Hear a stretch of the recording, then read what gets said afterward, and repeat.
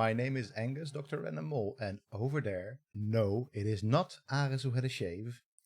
It is, in fact, oomzer Buchter, and today we're playing. We are playing with the past, as we always are, but we're playing with the past like Huizinga was playing with, well, the Middle Ages, or playing people, or just a lot of different ways. And A lot. this Huizinga, this Johan, he played with a lot of different things. But we won't talk about Johan Huizinga just yet, because well, we'll talk about him later, right? That's the reason. Yeah. So exactly. if you're wondering, then why normally it's Ares there on a Tuesday, Ares is having a well-deserved rest, a bit of R&R, as well as a bit of social distancing with his family in Greece at the moment. So, Omar, you're already a fixture of our. Which I secretly referred to him, not so secretly now anymore, but I secretly referred to him as the Corona stream period of Value's live stream sort of timeline. There was the couch co-op streaming period. There was the once a month super heavily scripted period. There was the office period, and now we're in the Corona stream. Corona period. Yeah. Yes, exactly. So you know the drill. And what is the drill today? What are we playing? Well, we're playing Curious Expedition, which sounds exactly like you might expect. It's about expedition. That is curious. It is an expedition that is curious, although maybe not so much curious as just plain old deadly, and all sorts of other things. So this game has already been out for quite a while now. Yes. 2015, I want to say. Or 16, I'm not sure. Maybe it's not our first wiki crutch. We're just going a few years. yes, exactly. A few years. Let's put it like that. We don't want a wiki crutch just yet. Not. I think maybe it was in early access in 2015. It doesn't really matter. But right now, well, it's on sale on Steam, which means you can just get this yourself as you're talking. If you're on YouTube, still get this game, future past person, because it's still pretty cool. Probably not on Steam sale anymore.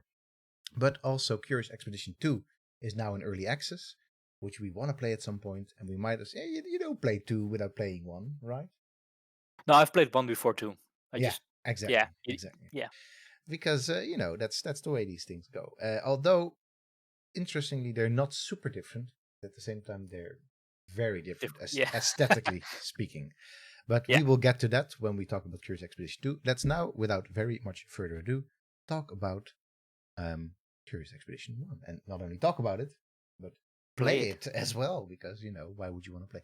So, I see in your face that you want to remind me of the fact that I should switch the music on. Yes. Just say that. Man, put up the volume. That's very cool. We're already such a team. Like, you're like, yeah, put up the volume. So that's all I'm going to do right now. I'm going to put up the volume. And I'm just going to go back. I'm going to put the volume a tiny bit lower for my own ears' sake. And I'm gonna quickly go into new game and go back, because I really like how this song starts. This song makes me feel adventurous. Well, that's the whole point, probably. That's the whole point. It is kind of old-timey, like some sort of piano. This is. It probably has a very specific name. I'm not very much an instrument person that I know of. Me neither. Yeah. Nope. Sorry about that. Some sort of instrument that has keys. And it just has this little. This makes me want to go on not on a holiday, also that, but on an expedition. So that's what we're going to be doing. We're going to start a new game, and I've unlocked some. I'm still going to put the sound a little bit lower. Because I'm there. Wait, you know what I could do also? Instead of putting the sound lower there, I'm just going to put the sound of my headphones a little bit lower. That's also putting the sound lower in general, I think. But that will work. Okay, maybe the sound volume over here. The thing is, I've been playing The Last of Us 2, and I've been playing it on full blast for some silly reason. Because it was connected into my PlayStation 4 controller, and there wasn't. Why not? Yeah.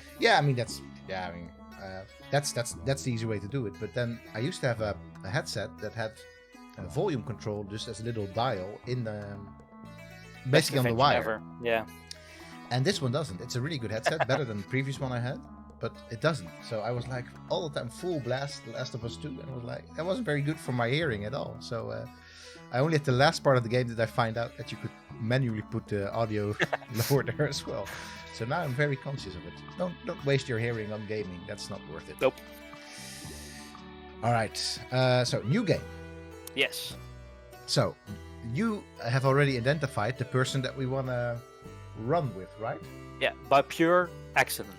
By pure. Okay, tell me. How did this? Well, I pure was accident like, happen? we were going to play this game. I was like, well, I want to play it before we play it. So I bought it on Steam. It's like €7 on sale. I was like, okay. Well, the guy with the beard and the glasses, he looks cool. Why not play him? Hey, he kind of looks like you with glasses. Yeah. I have glasses. I was like, well, yeah. I kind of identify with him, like black. Yeah. Okay, cool. Yeah. Let's do it. Let's do it. So Then- you clicked on him, right? Yeah. And then what happened? I was like, oh, I know the name. Boom! We know that name. So for those of us who do not know this name, what is this person all about? Well, he's Dutch, so that's a plus already. Being nationalistic much? Well, yeah, kind of. No, but it's true. If you recognize something from home, then Yeah. that's always something you gravitate to. That's a very normal human thing. Yeah, and also cultural history. That's my part. So That I is your was part. triggered a little bit because Johan Huizinga is like in the first year in history you get to know all the big Dutch historians, which is Johan Huizinga, and then they stop. But I was like, all the Dutch historians that Yeah. are really big. Like, that must be Huizinga. And then there's, I mean, there may be some contemporary ones that are pretty big, maybe. I yeah, there's more like not, Frank Ankersmit. You get him as well, but yeah, In my field, so Caribbean society and culture, we've got the Gert van Oostindie, who's always on. yeah, I know you him. Yeah, Yeah, exactly. You will know him as well from TV. I guess, unfortunately, I would maybe say Maarten van Rossum. yeah, he was at my university. He was at your Yeah. university and he is an historian, so. Yeah. I mean, unfortunately, but he's a bit of an old grouch. That's sort of his trademark, right? Yeah. So there are more contemporary famous historians, but still, I don't think anyone is as famous as Johan Huizinga, right? Nope. Especially because he like, if you can see here, he's anthropologist and a historian.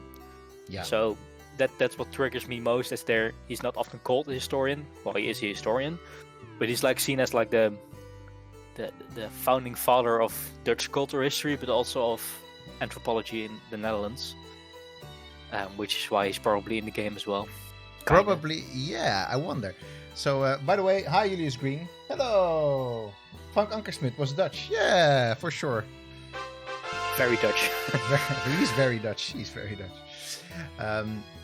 Yeah, no, he's Johan Huizinga is officially, he branded himself as a philologist, right? Yeah, I think so. So But I think that was later on in his career. okay. So he started out as a historian. Because he was the hoogleraar. How do you say it in English? He was the chair of, the full professor of. He was the chair. of general history in Leiden. in General history. 19 Yes. Okay. something. Yeah, there's this excellent biography of Johan Huizinga. At least I've heard it's excellent. That I still have to get to. Written by one of the, in fact, the chair of the history of Leiden University. So, and Huizinga has also written an autobiography. So there's a lot to learn about this particular guy. So, what is his most famous work in your esteemed opinion as a historian?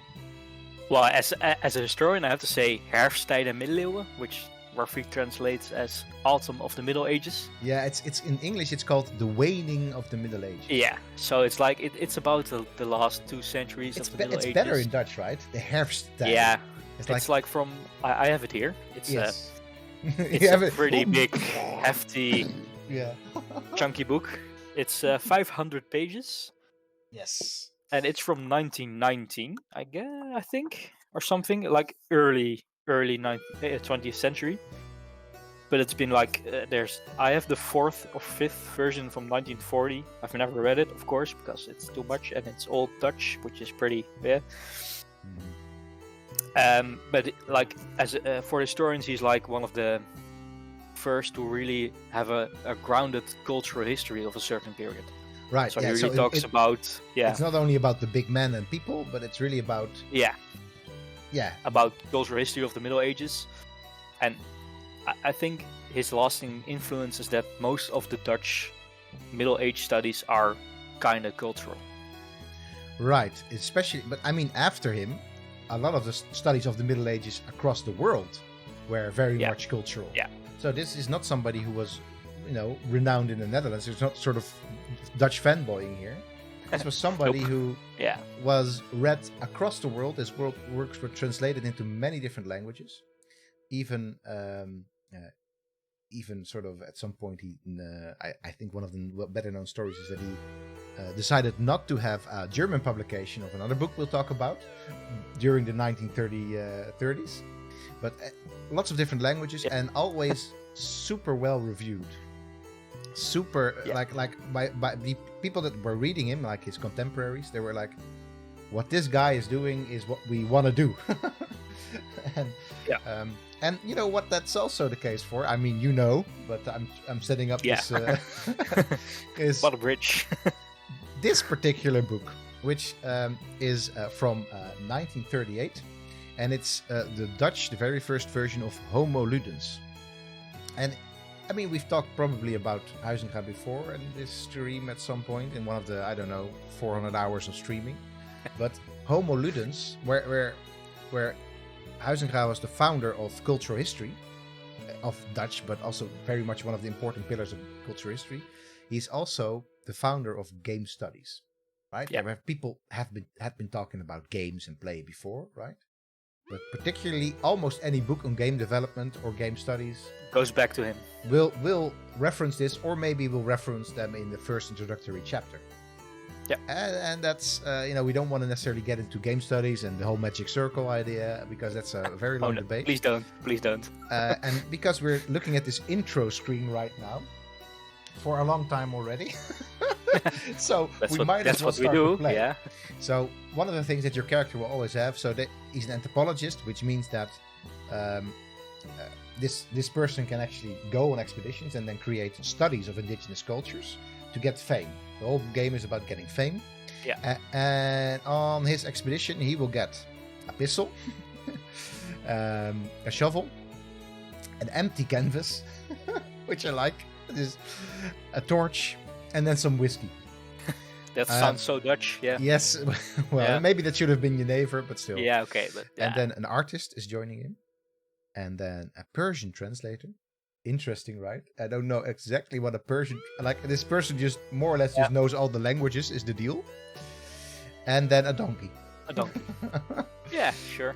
So I think one thing before we start and play this game some more... Hey, J. Pesco. Hey, sorry, sir. I missed you out.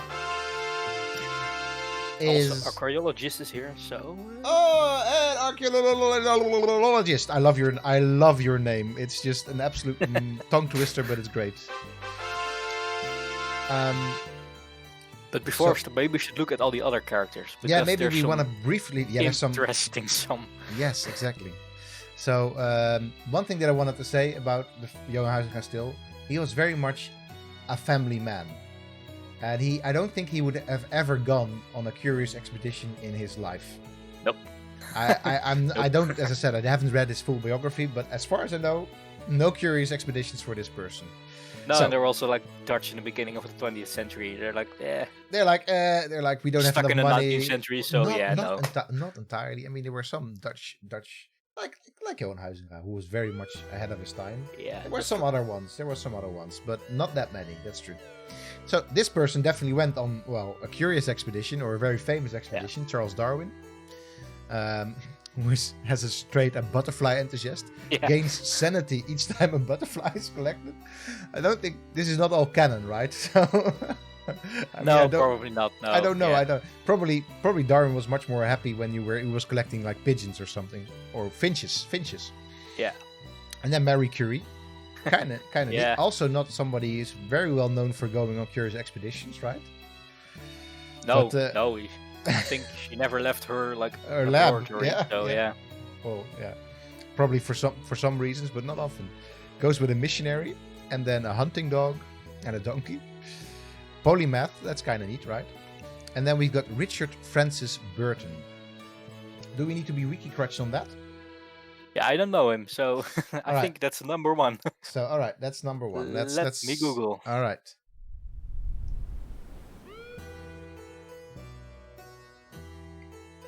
Let's see. It's churning. It's churning. Oh, all right. Well, I've got him already. Well, yeah. Oh, you got him. You got him too. Yeah, the wiki says he was an explorer, so. There you go. Ah, yes, that's true.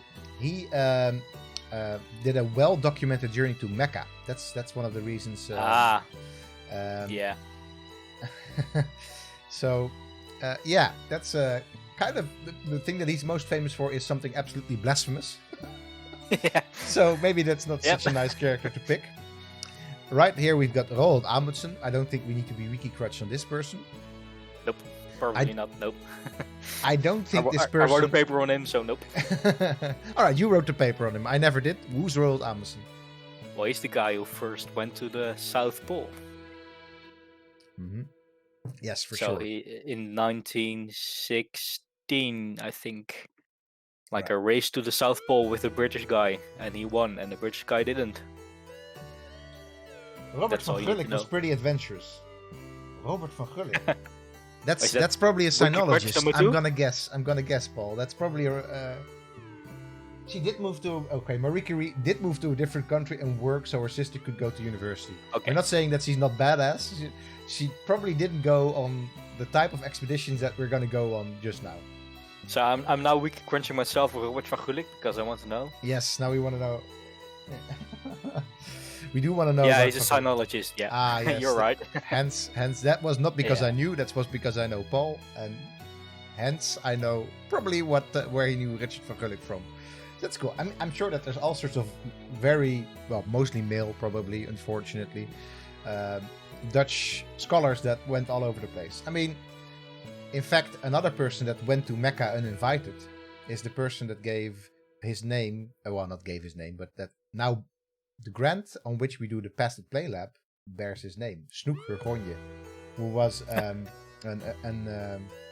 Islamologist. Also went to Mecca uninvited and did some other pretty nasty stuff, I would say. He translated them, but yes, the UB holds his papers. Oh, cool, neat. I mean, the UB holds many papers, like all the original archives of Huizinga, by the way. So there's lots of cool stuff in the University Library of Leiden. Or its general archives. Or in Utrecht, of course. Or in Utrecht. I'm sure there's plenty of cool stuff there. But man, well, you know what? You find out what's cool in UB in Utrecht. I will stick to the Leiden. My Leiden thesis. Aha. Very good. Your thesis is there, and it's probably my thesis is probably not in the UB in Utrecht. Let's put it like that. Well, you never know. Never know. Nope. Probably not. Okay. I need some desperate wiki crutching on this. Yeah, that's Fire This so is. they were like, we need someone who isn't European. Yeah, that almost feels a little bit like that. So there's lots of other people to unlock, which we're not gonna do in the stream because we're more or less just gonna talk about all the character portraits. Yeah. But okay. I mean, it more or less says it right here, probably. Chinese folk hero, healer, and master of the martial art, Hunga. But all of this just always serves to underline how little I know of the culture history of... There's a Curious Expedition wiki, so nice. Very nice. Very nice indeed. Yeah, it doesn't really say that much more. He was a Cantonese martial artist, physician, and folk hero. Well, that's what the wiki will. Let me make sure that we are wiki correct on that one. And then Grigory Rasputin, a charismatic. He doesn't need no introduction.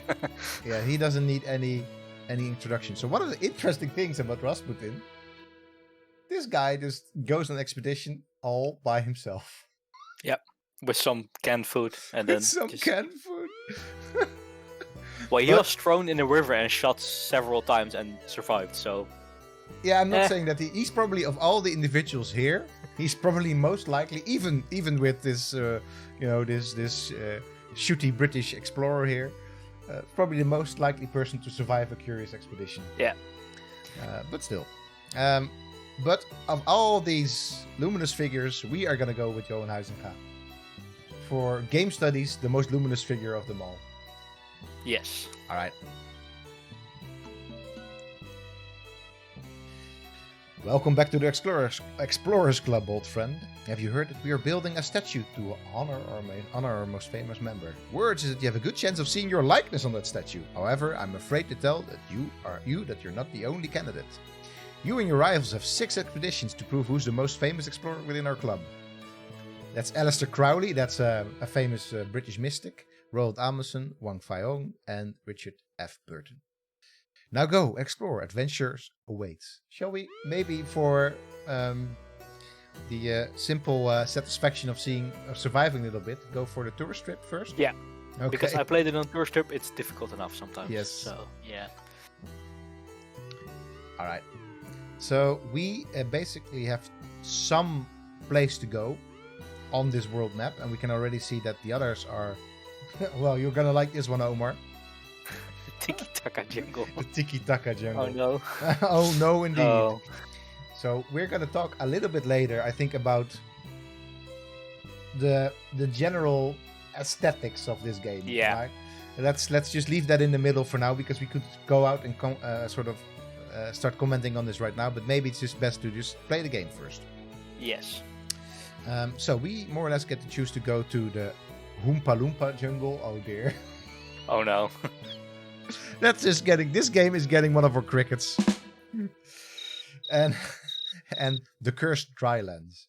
I mean, that kind of sounds better than the Oompa Loompa jungle. Yeah, right? let's go to the cursed drylands. And Greenland is absolutely massive, says J.A. Pasco. Yes, for sure. Greenland is absolutely massive. But didn't you know that Greenland is absolutely massive? It is the largest island now, but it is still way too massive. But that's Yeah. it. This was before was before Greenland melted. All right. Full of anticipation, arrived at the docks. There were still some arrangements to be made, so I skimmed some stones on the water, because that's what you do when you have to make arrangements. Sure. Sister Beatty approached me this morning. She had plans to visit abroad and demanded we guide her to a nearby native village upon her arrival at her destination, in order to spread the word of God. So there's this missionary who wants to join us on our trek. I'm gonna say sure, Sister Beatty, Yeah, sure. because Yeah, bad enough already, so yeah. Yes. All right, so we get this as a sort of an extra submission. So the whole goal of this is we are gonna find in this place a golden pyramid, because that's what you do on curious expeditions. Of course. Okay, I would gladly promote and help spread the word of God. Was Huizinga a devout person? I mean, everybody was to some extent, but I want to say not necessarily. I'm recrutching. Sorry, but I don't think he was. But I wonder never know. I wonder if you will find this answer on Wikipedia, but this wiki grudge counts for more things than that. All right. Okay. There we are. Well, his granddad was a theologist and prediker, and his dad was a theologist. So But dropped off his faith. So did he drop off his faith? Okay. his dad did. So really, his dad even? yeah. Well, there's probably a saucy story there. Okay. Well, there's no link, unfortunately. So unfortunately. Early this morning, one of the crew called Land Ahoy. The land lay open in front of us, like an invitation to an adventure. All right, I just want to like start analyzing what this text is doing to us. maybe let's just leave it. Just keep Yeah. this First, sentence in first our mouth. get some water. Yes, get some water. Yes, exactly. Refill the water. Okay, sure. I had to carefully consider options and be prepared for a forthcoming expedition. Wished me to depart. The captain like, get out of here, you culture historian. Get off me ship. Get off me ship. Stop talking about the Middle Ages, you. Okay. I don't think there's anything in the ship storage that will be of much Nope. use. No. Okay. Then we're just gonna begin our expedition. Sister Beatty had marked the location of the village she was inclined So to there's reach. suddenly a map. So like, okay. Yes. On our map. For some reason, yes, exactly. This is Yeah. not a completely. So there we go. This is okay. I want to also say just briefly point out that this is clearly pixel art, but Yeah. also very much Settlers of Catan style sort of tiles, right? Yeah. Yeah, like the hexagons. Yeah. Yeah. So, and every single hexagon that we're going to go to will cost us sanity. Yeah. And sanity, if all the sanity is out, then doesn't mean that the expedition is done, but it means that we will start dropping like flies. Yeah, bad stuff will happen eventually. Yeah. So. And the other thing to watch out for is this compass.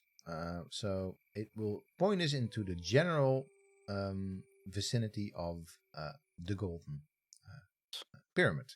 And then we can already see that Aleister Crowley is also at some way, because he's I think off somewhere in Africa, is also trying to reach his goal, and we somehow get an update of what his expedition is doing. Yeah, because messaging in the Yes, 19th, 20th century Aleister was Crowley is like Instagramming like, hey, just at the foot of the Golden Pyramid. Yes. yes. So here you can see our stats, which will come into play later, right? So we are not very combat oriented at all, but Nope. whatever. So one thing that I remember is that you want to get to elevated positions because they will sort of show you larger parts of the map, right? I wonder if can I still? Yeah, okay, I can actually drag that mouse around. But of course they will. You cannot just barge onto an explored territory, and they will also, I think, yeah, you have to. Hills are okay, but I don't think you can just climb over mountains or volcanoes. You can destroy them with dynamite, but maybe that secures Expedition 2. I'm not sure. No, you can also destroy them with dynamite right here, and but we don't have that, so yeah. No, exactly. So one thing that I'm going to do, and as you can see, every time you start up your expedition, it's going to cost you more sanity, which is a good mechanic, I think. This is our exploration points, which allow us to level up our characters. So right now, this is our mission, and then these are some of the other things that we can do. Level up to gain this perk. So I'm just going to move right over here. If I remember correctly, there's no, this is a roguelike, that's Bear's pointing out. So the only thing that I can do right here is save and exit and nothing else. There's no saves coming. Nope, I found that out the hard way. Found out the hard way, yeah, for sure. So J.A. Pesco is just reading a novel about the people in Livingston expedition who carried his body back to the sea. Ah, yes. That's well, not necessarily a great tale, but it is definitely one of those larger than life tales of this period in the history of colonialism and quote unquote discoveries. That the whole Dr. Livingstone and his everything about him is just larger than life, including the expedition to bring him back. But that's pretty cool. What's the title of that book? All right.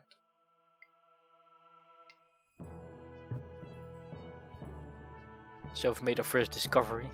We've made our first discovery, and so the only way that we're going to get back some fame is by, investigating these places. But you don't need to move into it. You can move next to it. Which it's true. Yeah. But it helps a little bit, right? Because we can sort of go here, which would be better, I think. It'll save us some sanity. So yes, which is very important because if that's gone, then so I think we're gonna go that away.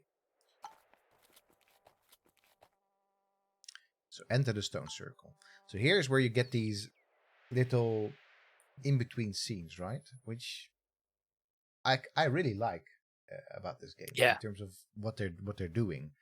And it's a little bit like a couple of months ago by now already, but in Corona stream times, we played. Now, what's the you know because you wrote a thingy about it. That was Pathway. Oh yeah, Pathway. Yeah. Pathway, which is not like Curious Expedition in many ways, except that it's also pixel art and it's also about expeditions. But Yeah. doesn't have the same combat system. Pathways is XCOM sort of like style Yeah. action one. What do you call it? Turn-based action game. That's what I'm trying to say. And this is has most certainly a different combat system, as I'm sure we'll find out. So one of the things that we can do, for example, if we have this particular trait, we could choose that. But now we can reveal all sorts of different things on this island. So what shall we do? I found in my playthrough that reveal camp points is the best. Yes, because camp points will allow us to restore sanity Yep. at some point. But there's this trade-off, and that's the sort of the thing that happens in this game all the time. Very often you have to make a trade-off because Jean-Michel Durand, or artist, level 1, and I don't think there's any need to wiki crutch this person because all of our companions are just randomly named. Oh, J. Pesco says that was the pathway was the punching shooting Nazis one. Yeah, yes. for sure. So he will not like it when we desecrate this spiritual site. But so maybe sort of the way that I heard about this game was through one of the coolest persons you've never met yet, Omar, but it's to Tara Copleston. And Tara Copleston, who is doing this PhD on archaeology and video games, recommended this game to us because she pointed out that it's very much about archaeology or sort of expeditions, but every time that you do something which is morally iffy, there's also consequences. Like, for example, disturbing this thing, there is simply this consequence that we're going to upset Jean-Michel Durand. So there's at least it's not like you're just looting across the map. You're just making these sometimes tough choices, interesting choices to stick with Sid Meier. All right, so camp points it is. So he has now decreased loyalty, and then the standing of the natives, right? So the indigenous people of this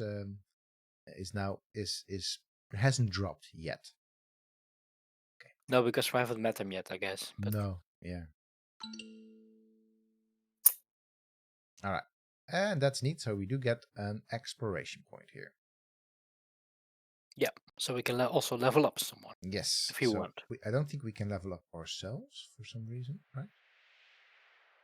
No, I think that's automatic or something. I think we are leveling up. Yeah.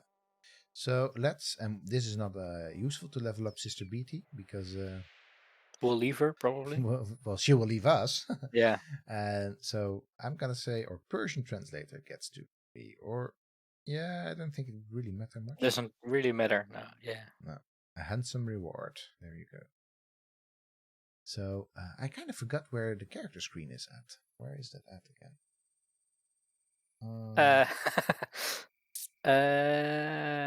Isn't it pressing? I don't know. I'm not sure. Is it like inventory or character? Maybe. If you press the compass, maybe. Maybe. I thought there was a character screen somewhere, but maybe I'm mistaken. Maybe that's 2. I don't know. Yeah, that may just be 2. All right. Anyway, I'm gonna just run over here to the native village. Just get this quest out of my hair. So the more we will explore, the more likely this will become. Well, although it's now already is at 100%. So we just want to move in that general direction. What we do? I'm gonna get some more beer. You do that. You do that. Oh, you know what, Jay? I've never seen. Thanks for the book title, "Out of Darkness, Shining Light" by Bettina Gappa. Very nice. It's really about the African members of the expedition. Yeah, exactly. So Tara Coppelson, I've never seen her do streams, which is a pity because I've streamed with her where we called her in via Skype, and she was on one of the live streams in terms of her conferences, but I've never seen her play on stream. And I do know that Tara is, aside from an archaeologist and and general cool person, she's also a really good gamer. Like she just sends everybody packing home with their money if you for in terms of competitive gaming. So yeah, it's a pity she stopped, but sometimes that just happens. All right, enter the village.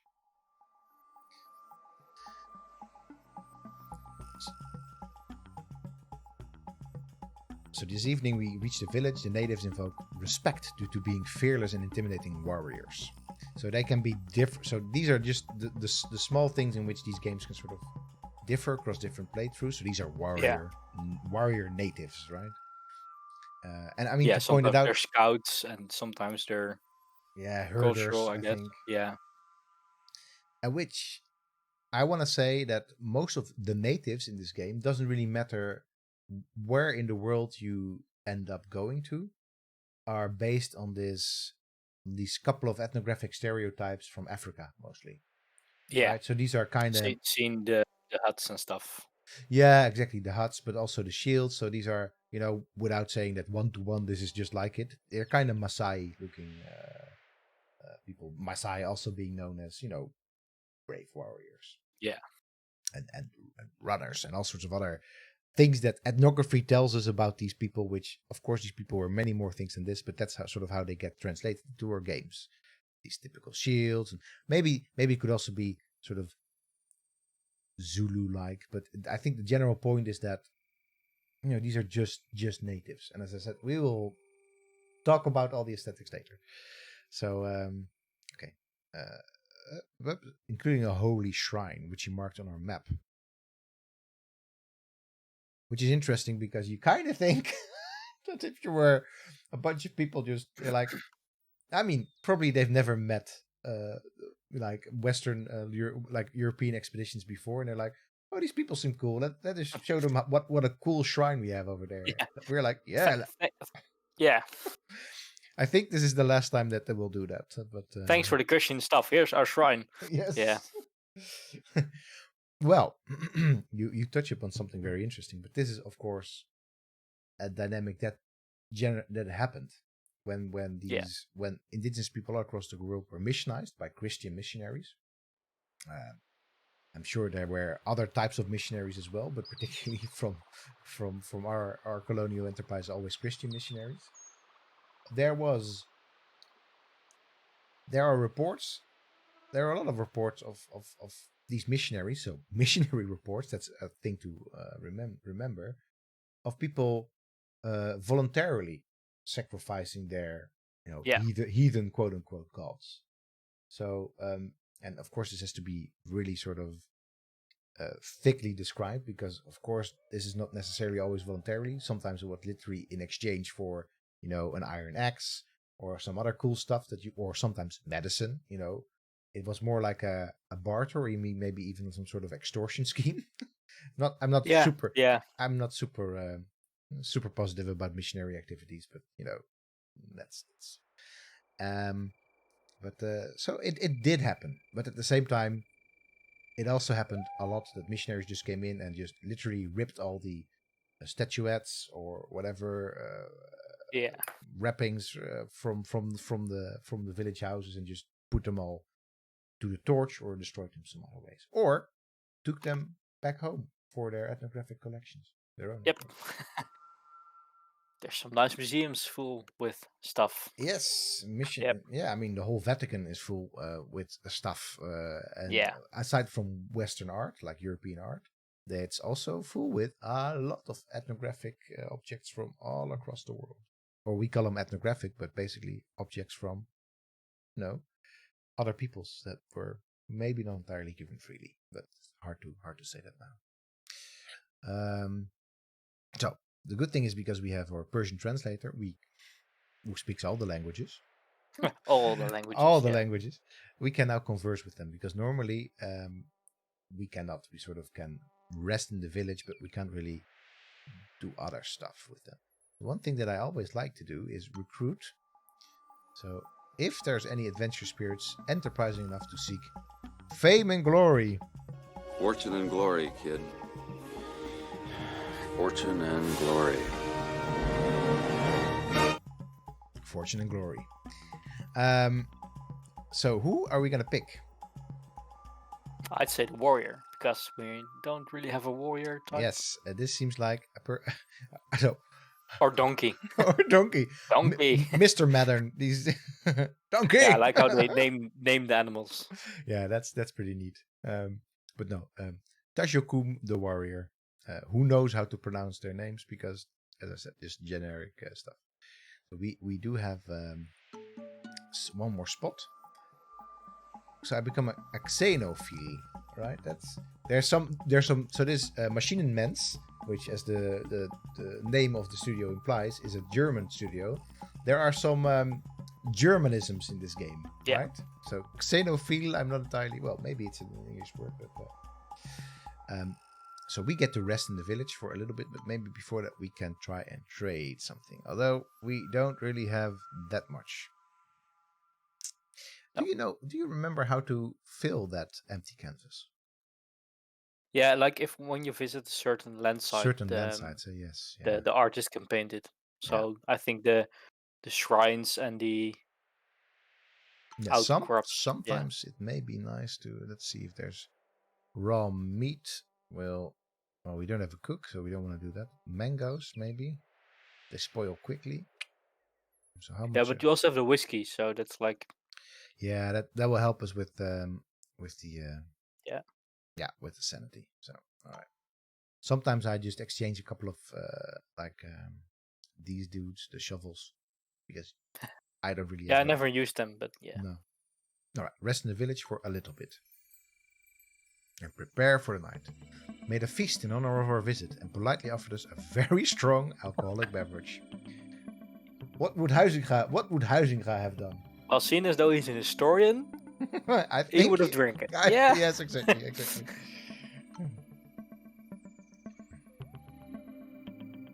Oh, that went out. That went great. It tasted a bit like cheap beer. Well, cheap beer. So that sounds also like the type of thing that a historian would like.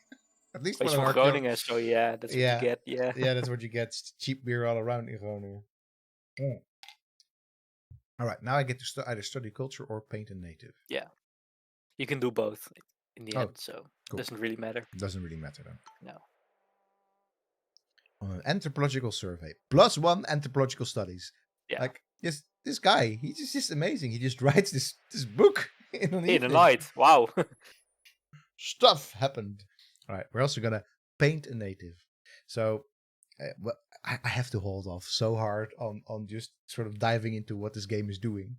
Yeah. Also, like it says, measuring the body parts. Yeah. Yeah. Now we will talk about it later. It's important to keep all these things in the back of your mind. And so, all right, +1 native painting, -1 empty canvas. All right, Jean-Michel Durand. This guy is some sort of what's his name? Degas, right? Who's just out here, just really enjoying the exoticism of it all. Like, oh yes. Yes. Let's paint the native. Let's paint the natives. All right. Oh, there's things. Sleep. After. So one of the things that happens is that you lose standing because I'm so glad we didn't get killed last night. Is what Huizinga said. Oh, it's not Huizinga. It's the painter. Oh my god. We do lose our standing. So we've lost 2 standing. So we're also at full sanity. So it's about time to leave. So this is also nice. We have now 1 anthropological studies and 1 painting collection. New adventures awaited us. Okay, I like that. So this to me is from my curious expeditions, particularly in the Caribbean. And if you're there with, I'm not gonna call them the natives, but if you're there with the local inhabitants of the islands, this happens a ton. that you're like, okay, let's go. We need to really leave right now because we need to I want to get to that site that I know is just somewhere on a super far hilltop, and we need to be there before the sun gets too hot. And he's like, yeah, okay, you know what? Just follow this path. Just go. And you're like, but we're gonna go. You have to catch up with this. And it's like, yeah. you, they just I hang will. out. They just hang out for breakfast, probably like mid-morning coffee. And we're like, oh yeah, you're just going through some sort of like thick bush. And he's like, these people are like, well, here I am. And that's of course because this is very much their landscape, the landscape that they grew up in, and they're much more fit than Yeah. any of us, even archaeology students, have any business being. So this is what always happens. Caught up with the track that very day. Yeah, he was waiting for us around the bend. Like, what took you so long? What took you so long? All right. That said, let's have a little look. We have to go somewhere. Oh, that's a stone overhang. Let's find ourselves. Maybe Hmm. the question mark below. Yeah, maybe. But yeah, we do have plenty of sanity right now, so we Yeah. can do that. We can do that. It's the first one, so Yes. Yeah, it's true. Oh, there's something going on there. Ooh, examine another shrine. Oh, this also will hesitate to follow you home after this expedition. Oh, he is like yeah. Heimweh.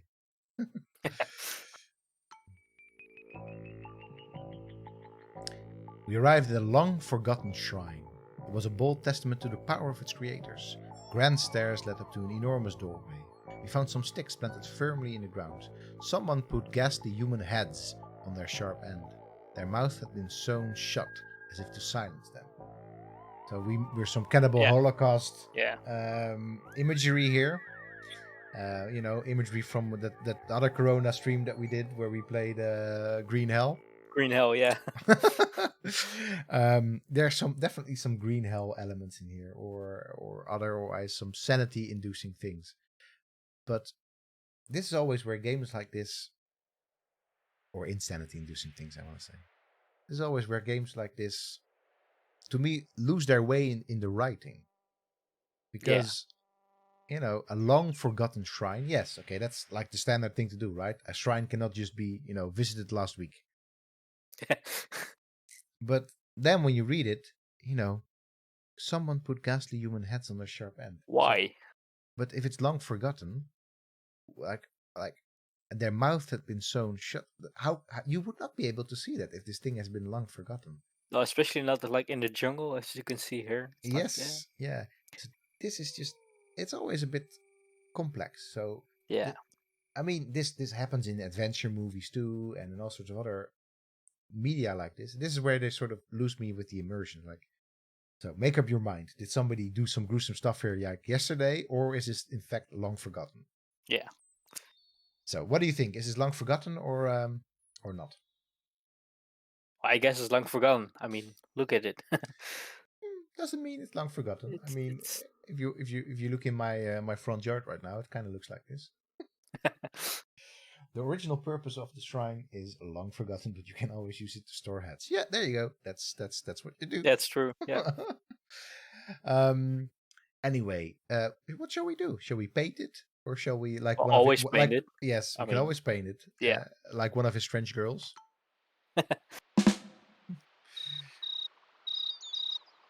The beauty of this place quite skillfully. Yeah, all the human heads, so beautiful. Yeah. Yes. Pretty naturalistic human heads. I will say that out of everything to come out of these expeditions is that particularly in Mesoamerica, there are some amazing paintings, and I would have to wiki crutch myself because this is not something you would be able to do, from expeditions in the Yucatan of these temples completely overgrown. It almost feels a little bit like that. And that's just some amazing artistic work. So maybe that's what we just. I know. Now I want to see it. So yeah, I know. I will. If there's some dull moment in this stream, which there won't be because I'm at the helm. You're triggered. So. Then maybe. But shall we enter it or shall we leave? Yeah, of course, enter it. Enter it because that's what you do. If we could, we would even split up the party to do it. So we carefully entered a well-preserved ceremonial chamber. It was a truly awe-inspiring sight.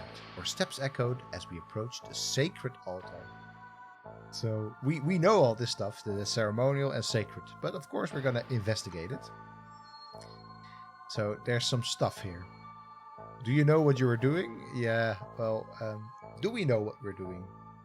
What would you describe? What we have the opportunity to do? You can take the stuff, but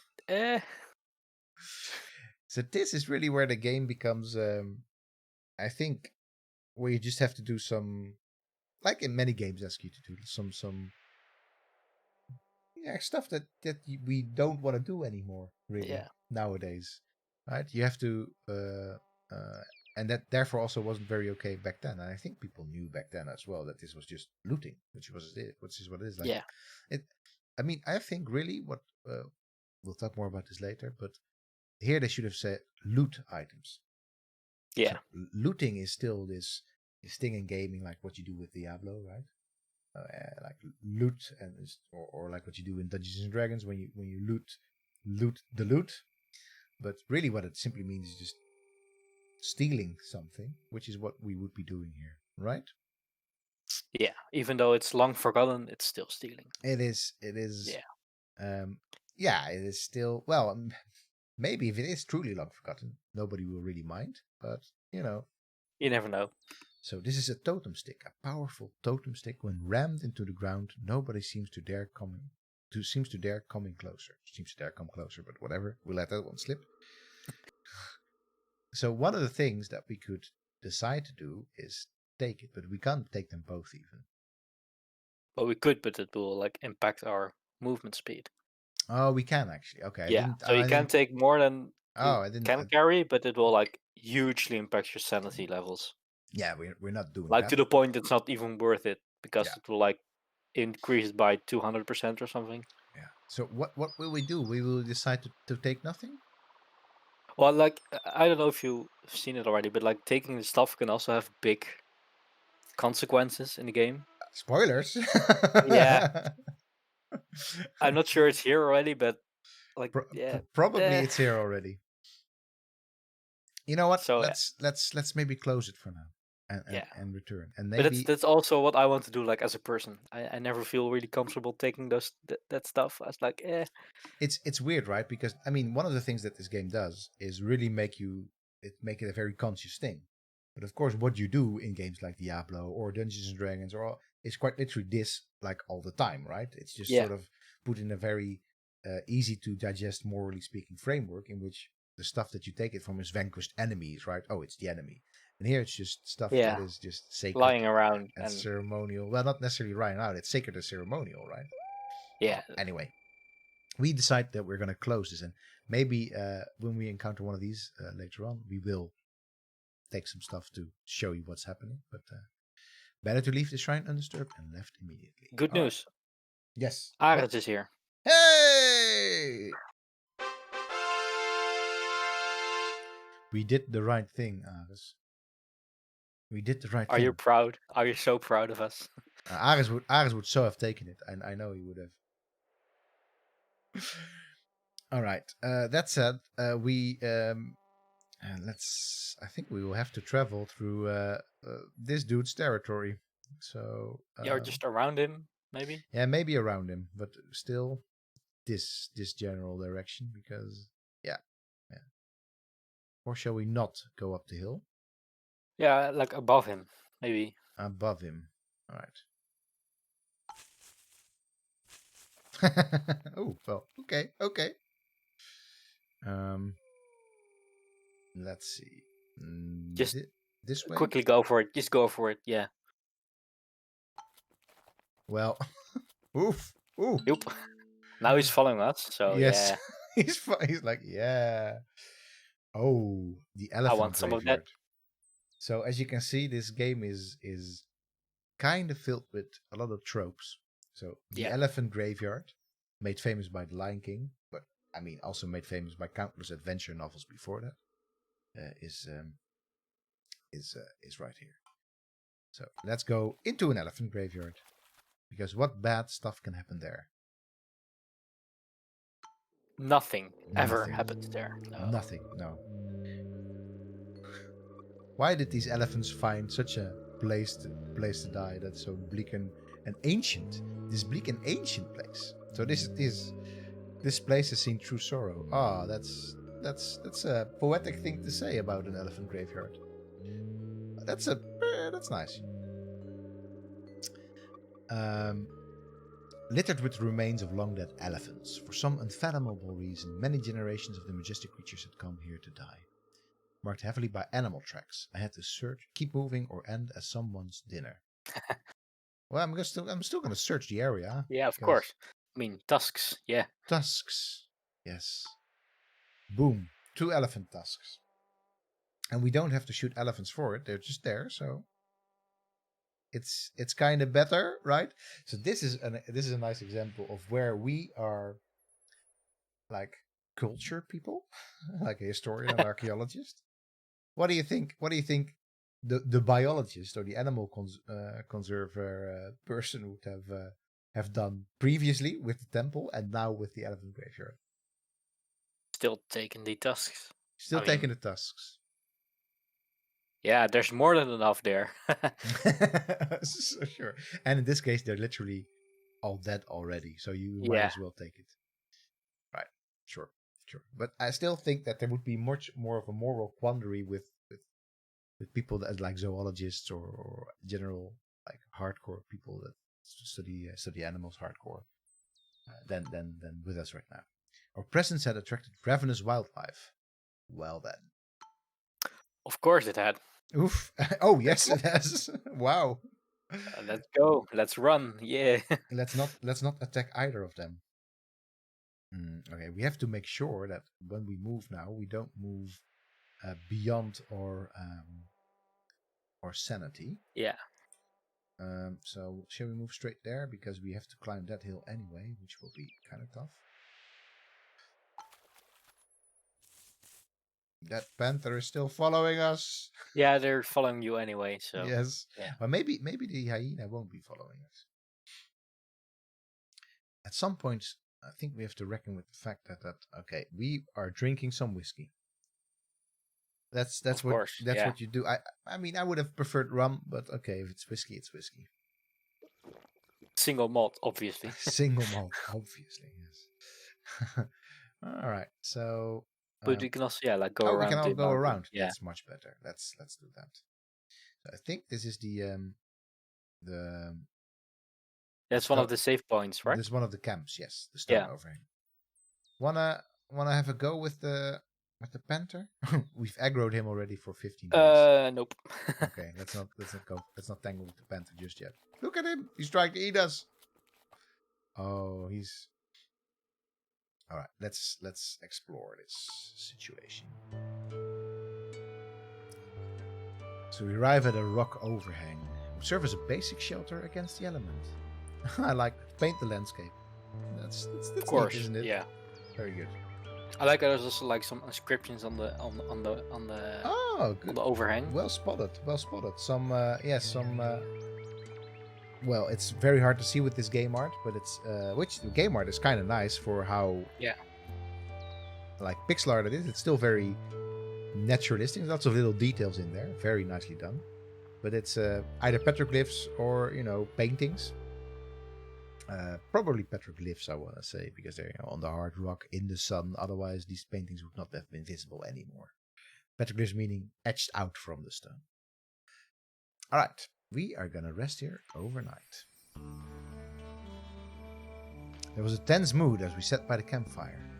Times were dreadful, and Jean-Michel Durand was my only human companion. Oh, Wait. wow. Whoa. There's 2 other persons. Okay.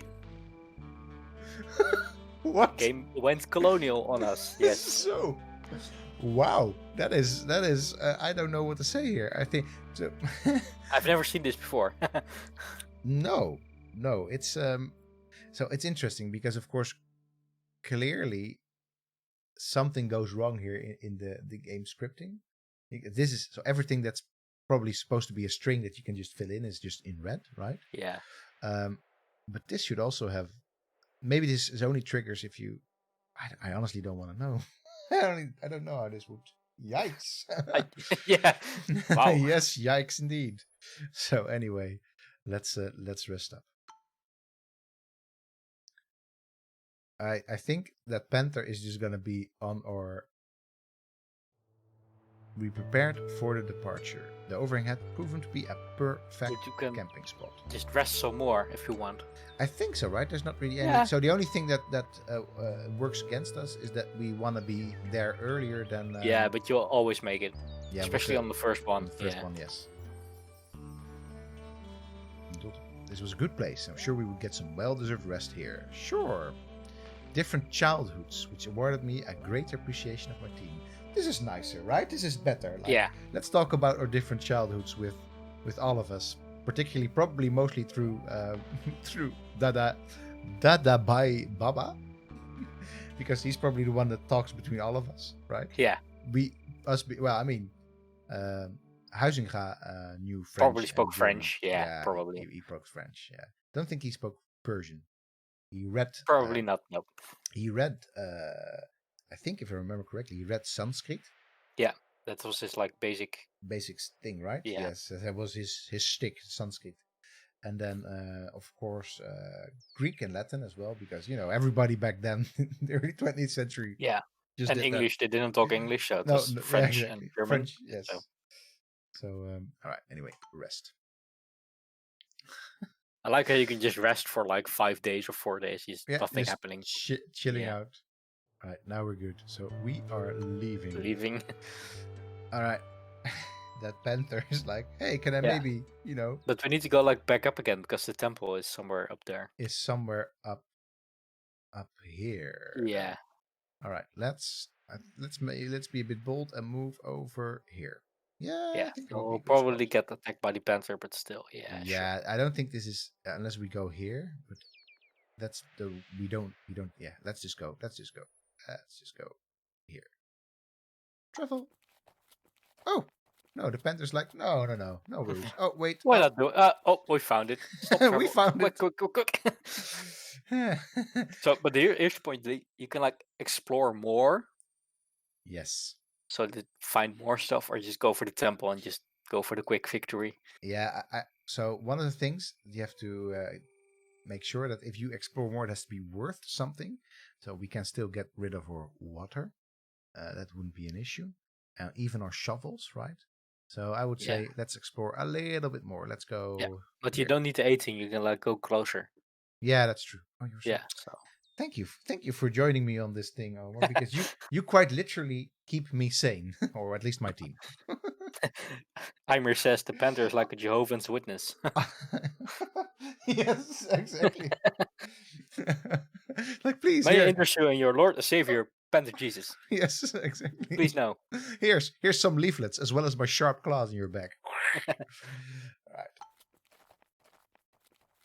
That panther. I think It's like been following us for. It's just my fanboy.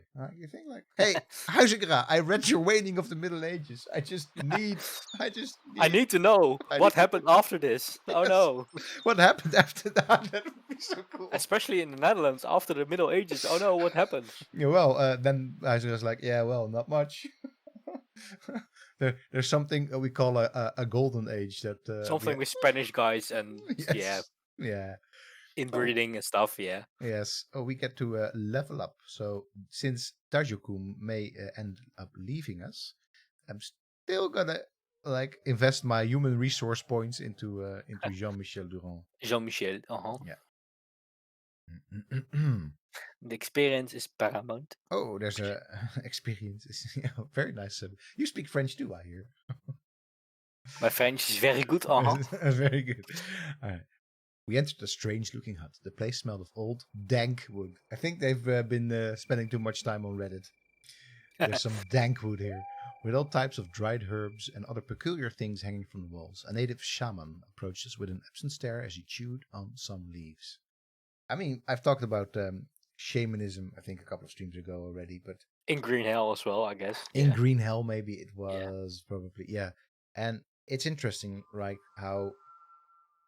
any sort of what we would, if you want to sort of be on the old school term for this, it's magico ritual specialist. right? It's not a magical religious specialist, so that's more like a priest, but a magical ritual specialist. So when there's no religion yet, quote unquote, that's what it means. Um, is always in these games shaman, and so shaman were Yeah. these is a term from, if I remember correctly, this has been a long time now, the Tlingit, Siberian indigenous people, and that's their name for their magical ritual specialist. And Mircea Eliade, who did this study on shamanism, just traced what they end up doing, so using hallucinogenic things across lots of different parts of the world, including the Americas. Sort of claiming that what was happening in the Americas was also shamanism, that was some sort of an ancient tradition taken from Siberia when Siberian indigenous people, Siberian natives, crossed the land bridge to the Americas. But through that particular very famous study, Mircea Eliade, a study in shamanism, um, the title just of the book escapes me right now, but it doesn't really matter. Shamanism became this well understood and term, even if it just is something that these people had been referring to just in Siberia. And through particularly New Age culture, shamanism Yeah. became this thing that now everybody knows. Like, if in WoW, if you play a magical ritual specialist, it's called a shaman, right? And all sorts of other games make use of this term. Well, it's this very geographically contained name originally, but Yeah. that's what happens with these ethnographic terms. So we can ask for a cleansing, but I think that we have to pay for that, and I don't think we really need Yeah, you need cleansing to here. like barter for it. Instead, we were rather going to rather skittishly. So this is also nice, right? Because they sort of tap into the archetype of the shaman, which is a sort of quite literally, as Mircea Eliade already pointed out, this uh, liminal figure, right? This person on the outside of things. So shaman got out a box and presented his wares. Okay, Okay, mini let's go. puppets. So there is where to start. There's some mini puppets. Take away any fears before coming to sleep. So these are um, Like, yeah, Tibetan worry dolls. It also gets used as a translation of certain terms in Chinese. Shaman and it relates to very early ritualistic practices, but I don't know the history of that particular habit. Oh, okay, cool. Oh, neat. I didn't know that. Tell me more about that at some point, because that's I didn't know there was this Chinese tradition there as well of this term. But that makes more sense as well because it the Chinese would have actually come into contact with the Siberian indigenous people with those practices and that term for that particular type of person. So these are Tibetan worry dolls. At least that's what I know from the Wereldwinkel in Dutch, the world store. That's where you would be able to buy amazing, these things. amazing shop. Amazing shop where you can buy all sorts of exotic goods. It's basically like the shaman's shop of the Netherlands, but then but not for hallucinogenics, unless you count Well, incense. yeah, Incense except for the maybe. incense, of course. Yeah, Yes. I don't think you can buy voodoo dolls there. no, but you can like buy crazy stuff. Yeah, yeah, you can buy crazy stuff, but not voodoo dolls. No, no, no. And then we have a totem stick. So Another one, yeah. we already saw this one. So we have these different ritual items from all across the world. So we're talking sort of Tibet, we're talking, well, supposedly Haiti, right? And the totem as a thing really from the northwest USA, and then the horn flute, shamanic flute can sort of be from everywhere. All of that sort of together in where are we right now? Supposedly in Australia, right? Yeah, so, Yes. yeah, nope. Yeah. Nope. Anyway, um, are we gonna get anything? Are we gonna get anything nice for ourselves? Do we think we deserve something nice? I don't think we have enough to like really I mean, we can get. can get away with the shovels. But the water is like valued none, so Yeah, well, that's value none. Yeah, no, that's true. So maybe the. I mean, we can do it like this, but then we have to get rid of all the shovels. yeah, So but we don't need that far until the pyramid, so it doesn't really matter, I guess. No, right. I mean, we can sort of trade these in later, right? For fame. Or am I Yeah. mistaken? And we Yeah, can't really fame or money. right, and we can't really trade in the shovels for fame. Nope. Wow. And we don't get to have the shovels on the next expedition. Do you remember? You can buy them again. Yeah, exactly. You can buy them. Yeah. What So you shall get we the same items you already have, but you can also buy them again. So Yeah, all right. You if know you like what? really want to get rid of space, we can also just chuck in the water, so we can have more. Yeah, but we need to buy it somehow, right? So that's Yeah, why but you we. can like buy like 3 of the horns and some other stuff. Yeah, but the horns we're gonna keep for fame, right? Because their fame is and their funds in particular are quite high. Yeah, that's true. But So and this. what's the other value of the other stuff?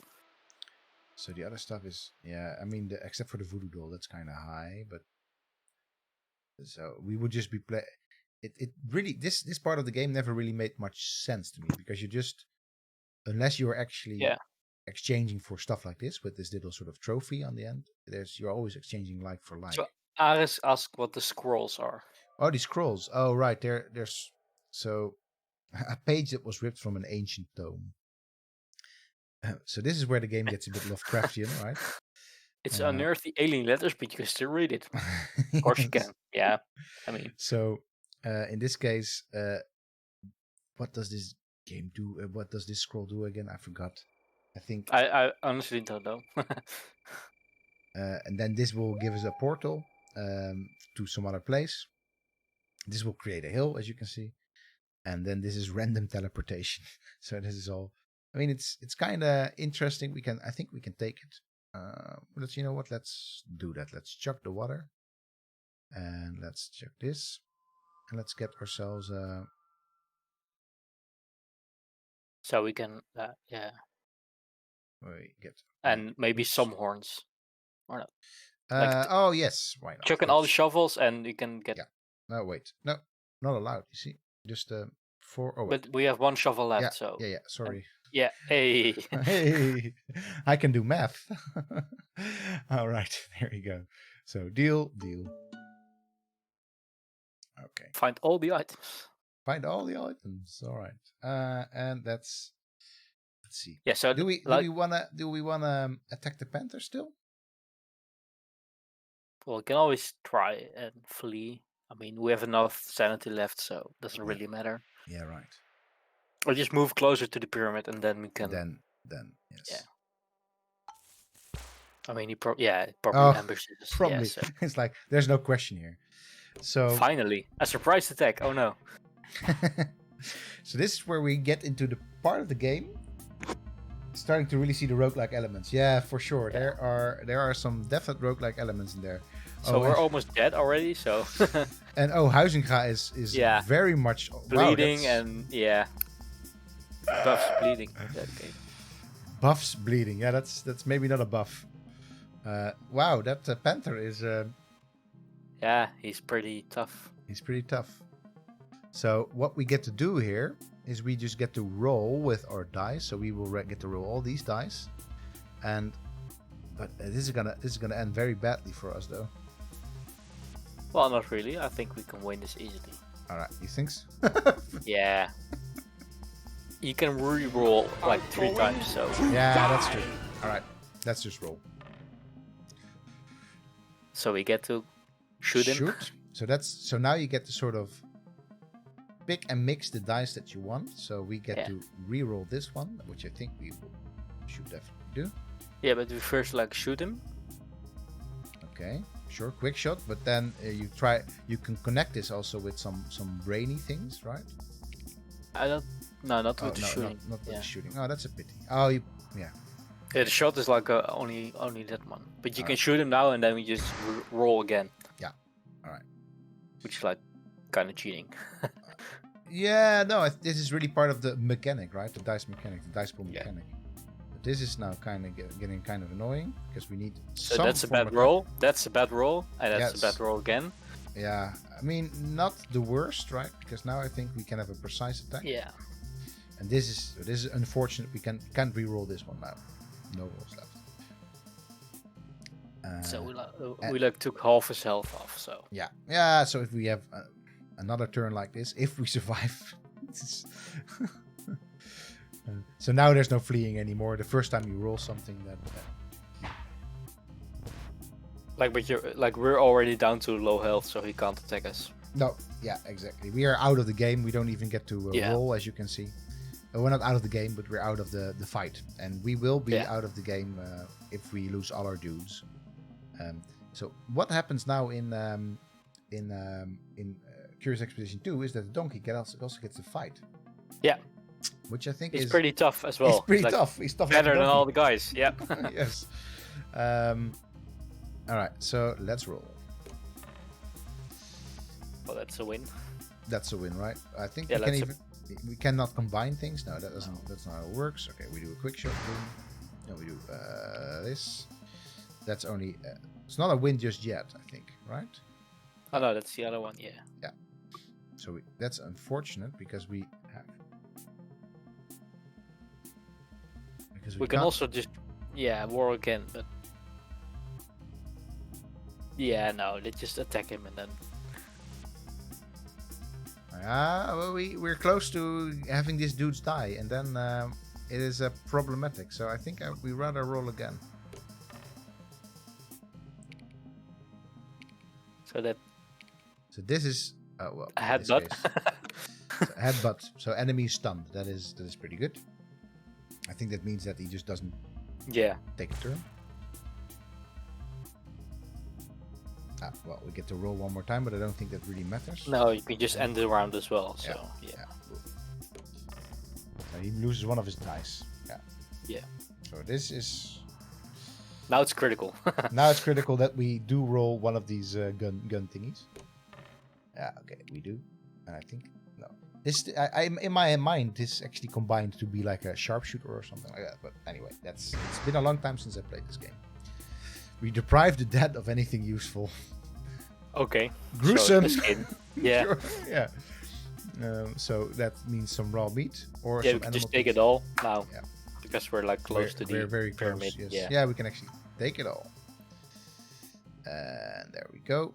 Close to the pyramid. You can see how much overcarrying exactly. impacts your sanity. So right now, this is normally like just this turn took us like 5 sanity, but now it takes 29. So. Yes. So and we're like all hurt and stuff. So this is normally where if this happens during the middle of your expedition, that's why we get kind of lucky. Yeah. Yes. Yeah. All right.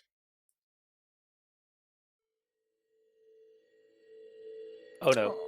Oh. Oh no. Oh.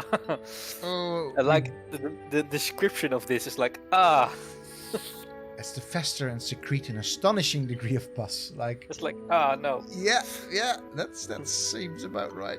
Thanks, yes. And there's nothing here, but we're there anyway, so it doesn't really. There's suddenly a golden pyramid. Oh no. There we go. It's kind of graphic for sure. Also, that's the not really a plus. Nope. Yeah, no. You get an A+ for this assignment. What do you mean? Yeah, you get an A plus an infected wound. All right. The Pyramid of Gold was our goal, but for the claiming. We had to overcome all events to achieve success. This sounds like a meme almost. We had overcome all events to achieve success. The one fight with the panther, which we almost lost. Yay! Yeah. Yes. And we did a lot of beautiful painting and stuff like that. That's true. That's true. After weeks of traveling, tremendous relief overcame me. I knew that my name, Johan Huizinga, would not be forgotten because I wrote Homo Ludens. No, wait, that's not what happened. I wrote Heijerstij de Middeleeuwen. Yes. I congratulated Tajukum, or native warrior, but instead of joy, I saw sadness. He preferred to stay here. So we can here choose. Convince him. I mean, we can try, but I think that this will hurt our standing with the indigenous people, if I remember correctly. Yeah, but we're not like going back here, so.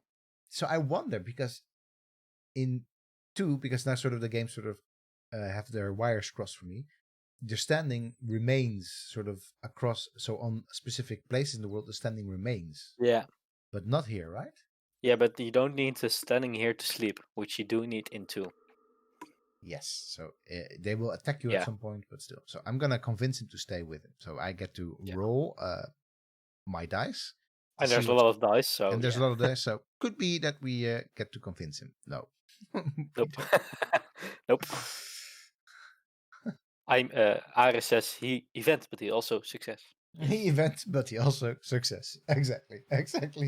That's what I was thinking about. Triumph. So now you're just not going back, you just win, and that's like, yay! Yay! So we got the new world bonus too. And the speed bonus. And the which speed is, bonus and the new fame. So I think we can still have a little look at the map. So Yeah. Our days were 78. Legs is not the amount of legs we had, but the amount of legs we had. So the in between stops. Average travel distance was 4.7. I think that means 4.7 hexes. 8 I guess, locations yeah. visit. 96% of the world discovered. Which is a lot. Yeah, we only missed like the Yeah, some in between parts and one question mark. So and the fame is 360. So we're playing it on the only took easiest. us almost an hour. Wow. Yes, yeah. Normally this can take quite a bit, but we end up talking. I end up talking. Here we are back in something that looks to me like the Natural History Museum of London. Yeah. I like how the donkey is still here. Yes, the donkey is. Yeah. It's a little bit like the scene from Star Wars at the end. Like everybody's Yeah. getting a medal except for the donkey. Chewbacca. Oh, that's horrible. I'm being horrible to Chewbacca. I didn't want that. So we get to choose a perk now, which is what a trusty donkey. Yes, exactly, ma'am. Very good. Black market. Good reputation. That's maybe nice. Reduce movement. Let's go for the black market. Everybody's like, yay, he chose a perk. Yeah. Wow. Alistair Crowley returned home. I like how all the other guys are like stealing stuff like there's no tomorrow. Oh yeah. They just bring back all the stuff. And we're still leading. And we're still leading. Yes, we're even But with we all the have stuff that they've already sold off. Yeah. All right. So this is very interesting because either we can go for Fortune Money. and glory, kid. fortune and glory, or particularly fortune, and glory. Yeah. or we can go for Glory. Yeah. well, glory to fame, but stuff that belongs in the museum. Yeah. So gifting is gonna gift it to the museum. Then also just look at this dude, by the way, just in his frigging chair. Yeah. So the first thing that we get to do is we can either get to sell it for 10. Or gift it for 70 fame. Yeah. Yes, I think that's an easy choice. Also, Yeah. how is a book that is in a museum famous somehow? It doesn't really matter. Well, they can make exhibits from it or something. I Yeah, guess. or in the museum library, I guess. We're getting copyright claims for these. You know it. Yeah, I know it, Alex. But I'm still... As an archaeologist, it is my right to quote Indiana Jones. Or to copyright infringe Indiana Jones. I know. Right. So, painting collection. That actually... Nah, still. Gifting it. Yeah. So These, on however. the other hand, these, however, are going to be sold Yep. For Queen and Country. for Yes, Queen and exactly. Country. So the Panther This one pelt as well, is not yeah. nearly as valuable, but still. Let's all just sell it. Money. God save the Queen. Let's give the last one to the museum. Boom. One of the founders relishes its samples. Oh, that's such a thing. All right. Maybe briefly, we want to talk a little bit about what we've just done. And for that, I'm gonna switch off the sound of this game for a little bit, because otherwise I am gonna go slightly lose all my sanity.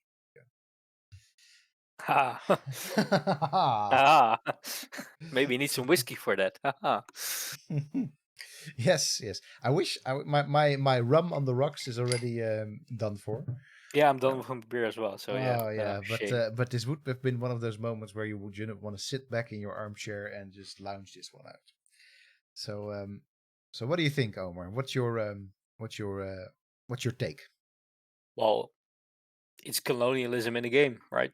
I mean, Yes, yeah, yeah. It's not it- necessarily colonialism as in the sense of like going there and establishing a colony, no, but but it like, is the voyages oh, of yeah, discovery in the game. like all these places where we need to discover where there's suddenly people living there. Oh no, Yeah, yeah, right.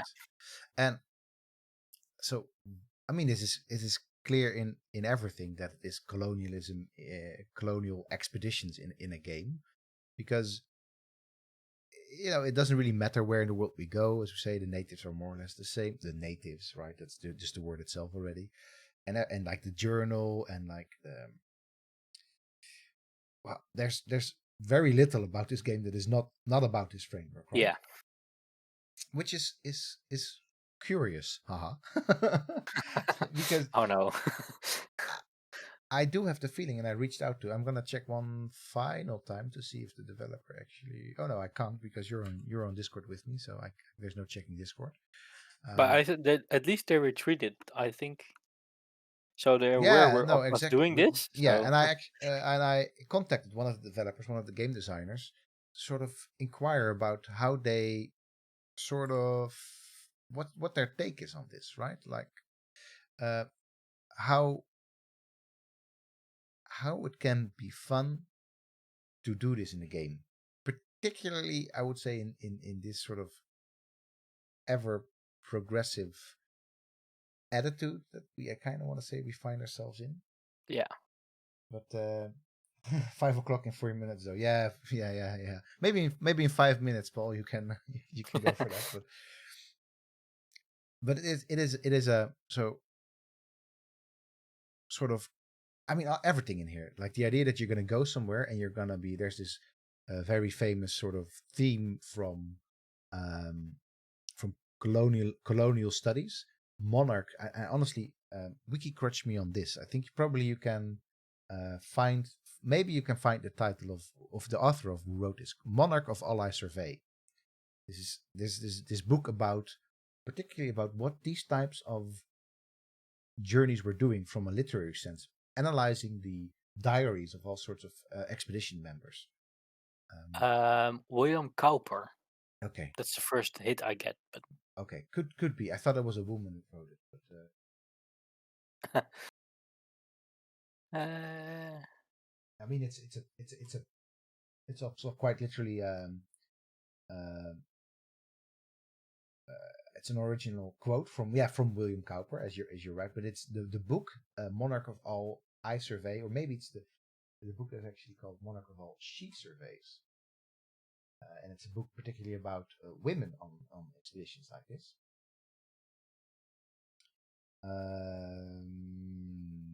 No. Anyway, there's a very. I will find this later, and I'll just put it in the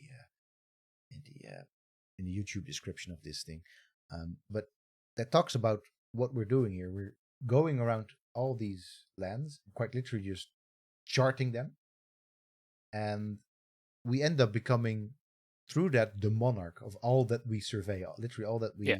that we see and draw and put into our diaries and make paintings out of or put into our anthropological studies. We end up sort of owning that land in a quite literal way, territorial way, right? This is also the scramble for Africa kind of sentiment that we're going for here. Um, but here it's not really done out of some sort of national inclination. It's just really just all these explorers that are just doing their thing, Yeah. right? And it taps into. So what to you does this game most remind you of? Some sort of other type of medium or work of whatever, not necessarily game, but something Well, else. I always get reminded of like the white burden stuff, like the white man's burden. Yes, So White that's Man's. Yeah, like that's Kipling, the right? Yes. yeah, the poem of Kipling. Yeah. I Yeah. really get that feeling. Like it's the white man Yeah, going about the missionary. spreading. Yeah, exactly. The Yeah, missionary, the white man, making sure that these lands are all charted and therefore safe for civilization. yeah. I mean, we're talking about like specifically this age of exploration is like the late 19th century, maybe a little bit earlier, but still, like we're going to places where there are like people living. Like it's not like there's nothing there. No, there's by this time in the globe Yeah, there was not a except for some tiny islands here and there. yeah, There was not there's not a part of the world that was not inhabited. Um, Unless of course you go to the heart of Greenland and to Antarctica and to those places, but yeah. I mean, like they're taking Roald Amundsen, who was guy. Here's the guy going to the South Pole, which is like it's not a anthropological studies. It's not going to study people or just getting loot. It's just getting to the South Pole, being the first there. no, it's true, but that too was that was very much part of this imperial or Yeah, of course. nationalistic Yeah, frame of mind, like making sure that you're there to be the first nation to be there because you get to plant your flag there, and to this day, own part of that, right? Own part of the South Pole because you were the first to be there. well, I don't think Norwegians don't own anything No, anymore. I guess no, that's true. That's no. true. Norwegians don't anymore, but The North Pole, however. the North Pole, yes, exactly, exactly. This is very much part of the territorial influence. The Danes and the Norwegians don't own. I think. Wait, does anybody I think own Antarctica anymore? This is a wiki crutch me on this definitely because I want to know I, now before we start spreading lies. but yeah, like I really get like the Kuifje, the Tintin vibes. That's interesting Like because of the the style of the next guy. yeah, maybe it's also partly because of that, but it's also like it's the same kind of feeling, like exploring everything which isn't European, which isn't white So man. It's all different than we are. yes, yeah. So one of the things that reminds Kipling is a good example. A Heart of Darkness, right, is another Yeah, famous literary example of this, right? But what it also reminds me of, and particularly not necessarily these Kipling and now I forgot the name of the author of Heart of Darkness. This is not my evening for remembering author let me names. record you on that. No, Joe. Oh, I want to know. All right, do you already have it? You get 5 seconds. Uh, Oh, you get Conrad, Pasco Conrad, wiki Conrad, quotes. Yeah. Conrad. I didn't see Pasco. Joseph Conrad. I was like Joe something. Joseph Conrad. Yeah. So I'm not gonna wiki grudge myself from that because I think I independently remembered it, unless there was some sort of vibes coming from the screen to my right. But so what this really reminds me of most is the works of Jules Verne. The Yeah. work that are also collectively known, well, not all of his works, but many of his works are collectively within the series called Voyage Extraordinaire, Extraordinary Voyages. Sounds quite like curious expeditions, right? And Yeah, a lot.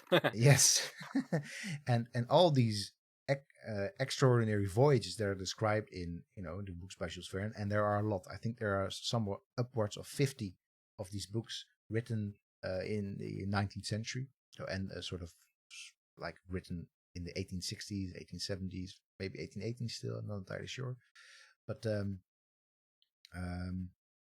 that don't. I mean, the most famous ones, of course, is 20,000 miles under the sea, if that's the correct translation in English. But of course, Voyage to the Moon. I know all these ones in Dutch because I haven't, and I've read some of them in French, but most of them, when I was a kid, I read them in Dutch. And these books do exactly what we're doing here, right? They go Yeah. on these expeditions and they mix science, right? Because that was really Jules Verne's book were really popular science back then. They were a way of learning about the Earth through science fiction. And always with fictitious persons, right? So never somebody that was the star, like some sort of scientist. Always somebody fictitious, um, uh, and that's really Yeah. what this reminds me of most. Yeah. And I absolutely, I want to say loved, but still love Jules Verne's books, and many Yeah. people still do. Have you read them? No, I have not. I know them, but I haven't read Okay. them. King Solomon's Mines, also a very good fit. The Quartermain Adventures, right? You'd have to Pasco crutch me on the author for that. But yes, that's a British author. We're very much talking about it's a bit more sensationalistic. It's much more adventure focused, right? Jules Verne really focuses on science and adventure rather than fortune and glory aspect of it. Basically, the pulp variance. And Jules Verne is, according to I think his sort of his fan page on the internet, is still the most widely translated sci-fi author globally. So his works, and still one of the most widely read sci-fi authors globally. So it's very. I felt a lot like reading scientific literature in a way. Yeah, to me, yeah, exactly. Yeah, that's the same thing for me. I learned 19th century knowledge from reading Jules Verne, and and with many of these things, there's things that you learn about first, and then it's not so bad because you also learn about other stuff. Like, so if you read his books right now, and you read, for example, I honestly forgot what the name of the book is, but there's this whole book that takes place in New Zealand with the Maori. And it is really, a description of the Maori as just these absolutely savage people that the only thing that they want to do is attack. Not even protect, they just want to attack in that book. And Only attack. Only attack. And it's just, and if that's the only thing you ever read about the Maori, then, if that's your whole framework of knowledge about this.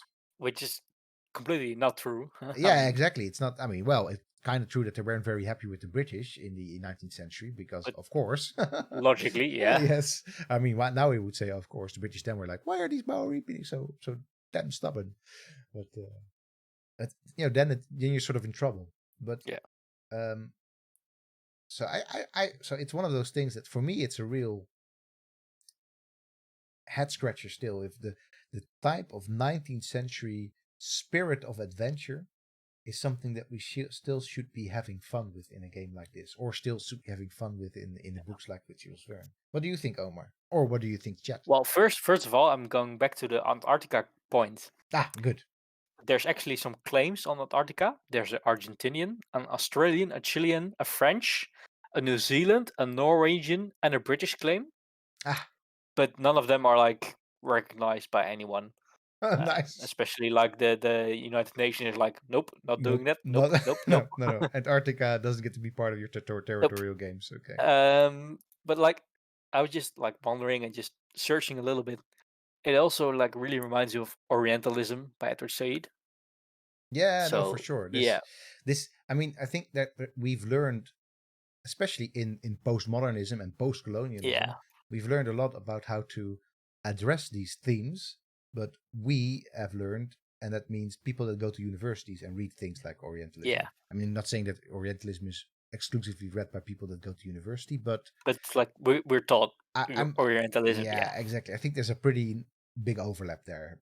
Yeah. In terms of people who've read that. And I'm not saying that people that that do not go to universities and that do not go and read Orientalism or read Heart of Darkness or whatever don't have the necessary cultural skills to parse something like this. I work like this. But even beyond that, even if you can make sense of it and say like this is colonial entertainment, right? Yeah. To me, there's this deeper question about why is this fun to us, right? So why is this fun to us? I mean, like, I'm playing it as a game, so I get to see the contents apart from what actually is happening.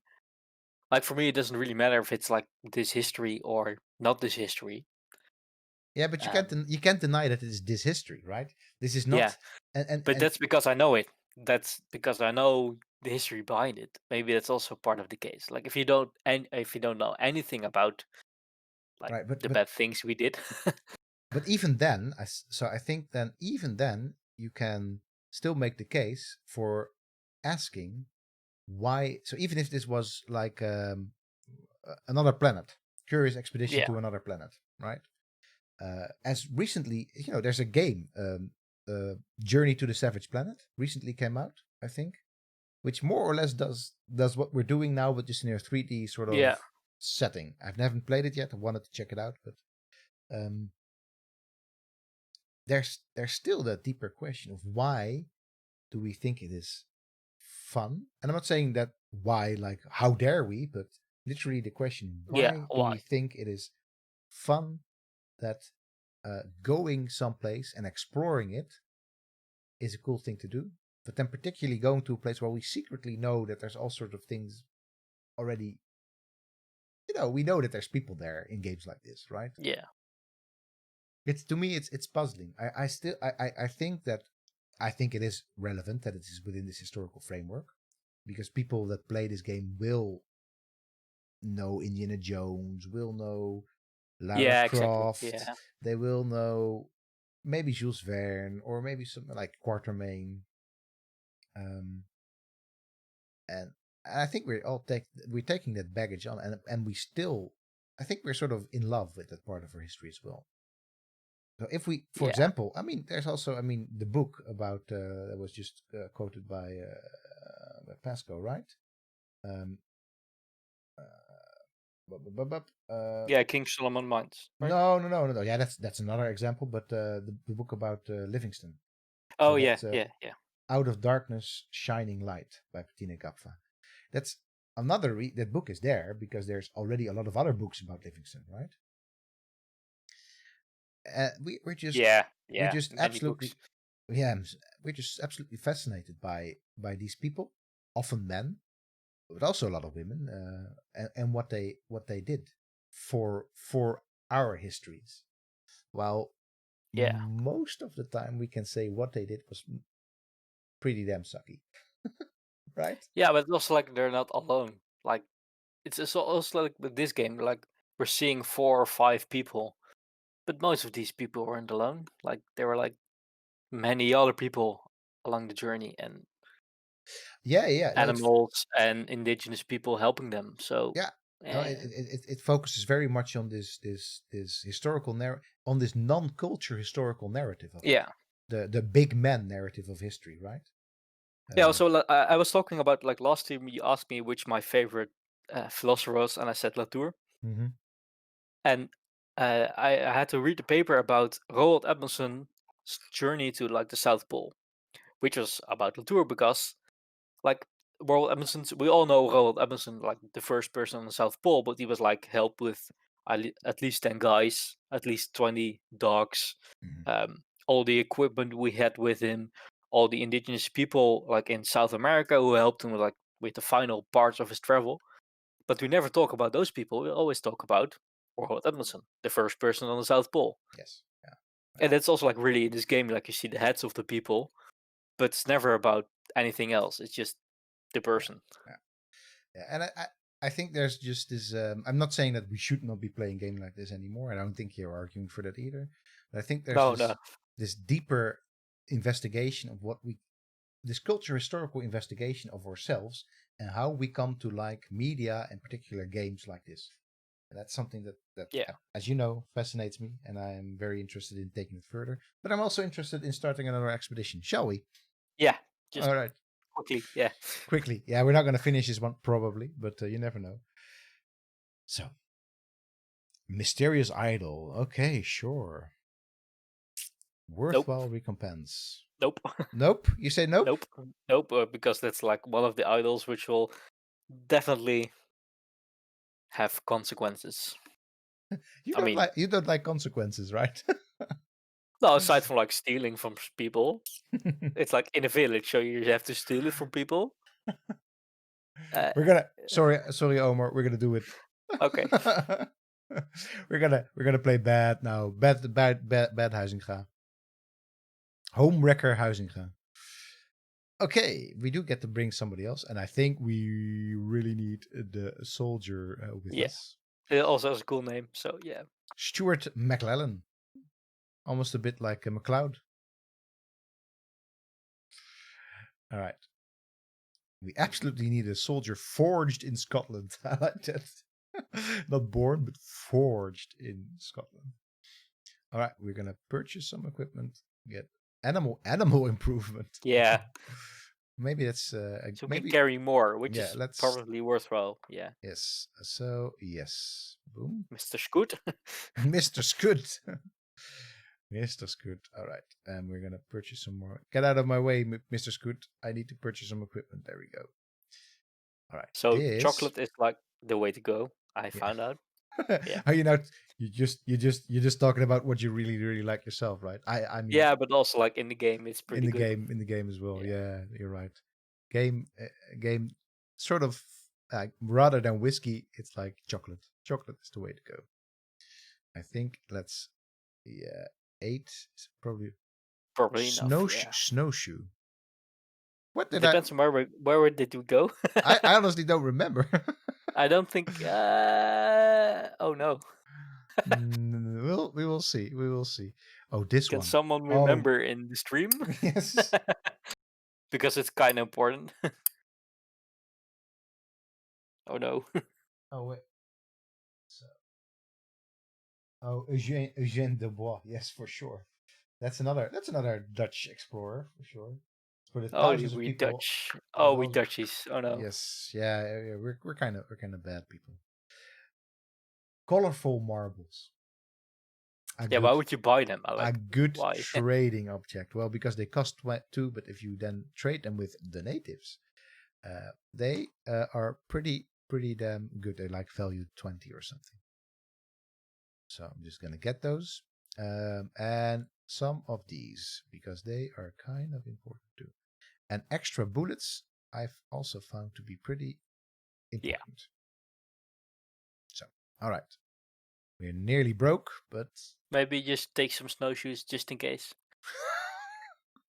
Not that we really need them, but you never know. Yeah. We can always leave them if we don't need them. Yeah, that's true. Yeah, you're right. All right, let's get some snowshoes, and while we're at it, we can also get some climbing gear because well, and then wait. Well, we can't, but Oh, we yeah. cannot. We cannot. Why can we not? Why is this climbing gear so expensive? All right, then no no. climbing gear for us. Nope. Why is it so cost 10? Okay, boom. All right, some climbing gear. I said. All right, there we go. We have Two we also left. So yeah. deal. Set sail. Because you want to keep your marbles together. Oh no. That's a good pun. Also not a good pun because you stole it from Hook. You stole it from Hook. That's where you stole it from. 1 item slots overburdened. Yeah, so. Yes, I know, but we'll leave that in the ship. Beautiful schooner. Access to ship storage. Then we don't. Oops. Get back here. We don't need you, but we do need the rest. Yeah, but you don't need to like the horns as well, right? No, you're right. Oh, the horns? What do you mean horns? Yeah, the horn flute. Yeah. I we mean, don't need that. Right? distract wildlife can work, but I'll Yeah, take but it. yeah, I'll take yeah. it. I'll take it, just in case. You never know. Okay. Yeah, I mean, we will have to lose some of these items later on, but Yeah, we can just drink the whiskey, so that's fine. that's why you're worried about the water. All right. Sure. We can just drink the whiskey. We have 1 whiskey left. That's true. All right, refill the water. There we go. All right. Reach World 2. That's neat. Now, where to go? Real quick. Yes. Beaches. Let's go to the beach. Why not? Yeah. So Let's I think just that on the hang easiest out. setting, this thing will always have 100% progress. Is that true? Right? I think it is actually in the easiest setting. Because on the harder setting, this thing is going all over the place. I've not played the harder setting, so I don't know, but probably, yeah. All right. I guess so. I mean, All right. Let's go here. Oh, you know what? I've switched off the sound still for this game. Let me switch. and Neolicious is also here. Neosolicious. Neosolicious. Let's get some sound back in. Okay. Oh, well, this is So that kind. was a bad. That was a bad one. That's kind of a dead Yeah. end. Yeah. All right.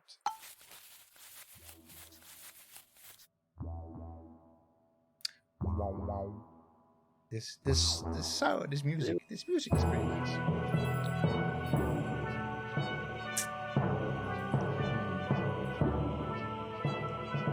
Yeah. So we need to go west. So I just say northwest. Yes. So maybe north because there's this mountain face sculpture there. I want to see it. Oh, there's Question mark over there. Yeah, it's too far away. yeah, it is far, but we also need to find the village. Well, you don't want me to find the village, right? All right, Yeah, we need to find a village. a with village. Another. Yeah. All right. Wait, It's not like in the middle of the lake, right? It's not there. no. Why can I I not mean, explore it? Why can I not? they're not Dutch. No, they're not. They're not the or Stilthausen people from the sort of Swiss and southern Germany area in the Bronze Age. They are also living in lake houses. Why can I not do anything with the mountain face sculpture? It's I just thought, there. Yeah. boo. You All can't right. paint it or anything. Nope. Hmm. All What's right. his name again? Jean-Marie or something? He doesn't like it. Nope. Okay. Where to go? Where to go? Yeah, I'd say west because that's like where we need to go for the. All right. Travel. Go west. Let's All right. There's let's Mojito. not go north. Let's not go north. Nope. That is not go north. This is probably, well, you never know. Let's Let's go. get the butterfly. Yeah. Let's get the butterfly. All right. Travel. We're not Darwin, but we still like butterflies. Hey. Huizinga's petite moth. That's a that's a. All right, sure. We can just end it here right now if you want to. Yes, this is the end of it. Huizinga's petite. This is not gonna get better. Whoa, will you be getting the new Humble Bundle? No, I haven't, featuring mainly Telltale games. So I have most Telltale games already in some of them are on my PS3 and they're like inaccessible, or some of them are on my iPad. I have them all in some sort of shape or form. Except like I have never played the like Telltale also had Huizinga games, but also had I think Minecraft stuff like that. I didn't play the variant of that. Oh wow, the Golden Pyramid. It's just there. You can just end it here if you want to. Like, let's win. You're like, let's just win this one. Winning, yes. But we didn't really. Oh, that's what you mean. We can just end it here. I thought you were so happy about the housing moth, but that's not it then. Housing moth. But we didn't really do anything yet, Omar. Yeah, sometimes you get lucky. I mean, yeah, maybe, but we don't really have anything to, except for the housing moth. We don't really have anything to take back. I wanna go there. We're gonna drink some whiskey. We're just gonna go for increased loyalty because, of course, that's what you are. That's what happens when you're Scottish. All right. I know. This is a famous last word situation, but whatever. There you go. We have this nice little hut. And that's the village is probably right over there. Don't you think? Probably, yeah. He's like, yeah. But it's the same stuff as last time. Yeah, so, yeah. probably. No, there's drums now because of course wow. there's drums. You know, as long as you've played The Walking Dead, as long as you've played The Walking Dead, you've played the cream of the crop. Wolf Among Us is also pretty good, I want to say, for the Telltale games. Have you played many of them? Nope. Nope. I have Batman somewhere on my. Yes. I'm kind of a Batman fan, so yeah. Yeah. No, but I mean the Telltale games they were a revelation in 2014, right? Yeah, but not anymore. So they reinvigorated the idea of interactive narrative, but which never really went away with people like Emily Sharp and things like that. That just were very much in the thick of it. But they commercialized it. Let's put it like that. Yeah. But yeah, not so sure. They still hold up. And I just finished playing an interactive narrative in the form of The Last of Us, which was, well, not even that interactive as a narrative. Yeah, never mind. Cancel. Buy or want to get an Eagle Scout. That's gonna be. We're gonna use that one. We're gonna get it. Yeah. And we're gonna use it. Well, spear, a rather pointy spear. Come on, arc. I hate this. I hate when this happens. Value 10. I'm not gonna give you anything for free, Shaman. All right, you're getting something for free. Bye.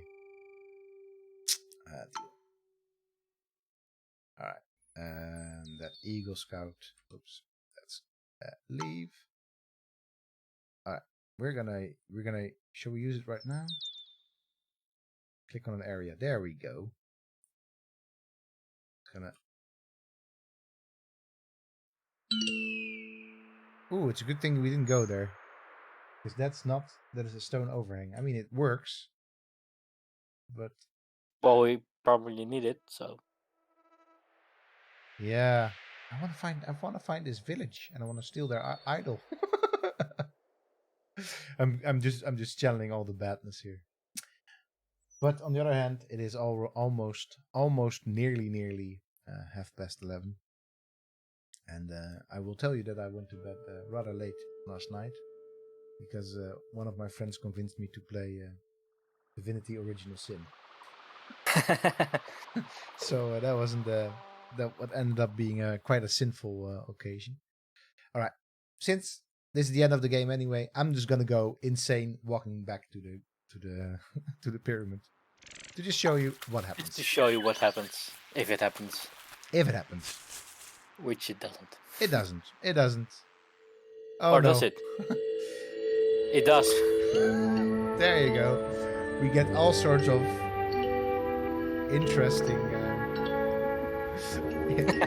interesting manias. A land deserves to be punished by the flame. Yes. I'm sure it does. I'm sure it does.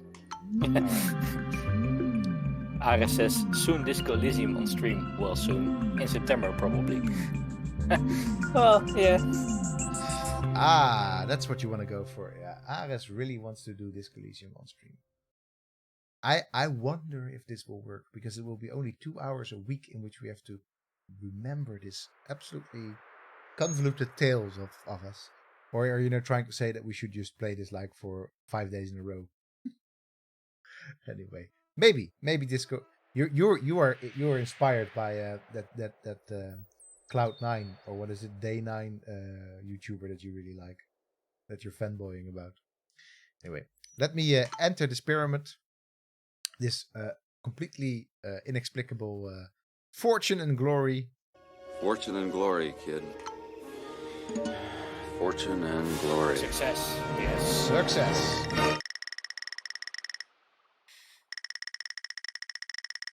Yay, speed bonus. New fame. Yay. See the map? Oh, there's so many things that we didn't explore. But too bad. Such a shame. Catch yourself that. Yes. No whiskey for you.